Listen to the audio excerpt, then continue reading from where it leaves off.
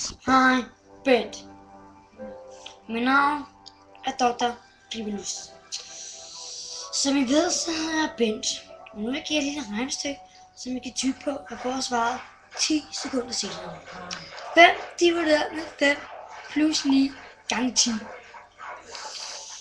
Divideret med 100 plus 4.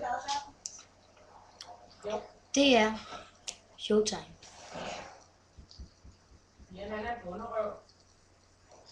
Ja, så er altså 5, fordi der, hvor jeg siger, det er 100, ikke?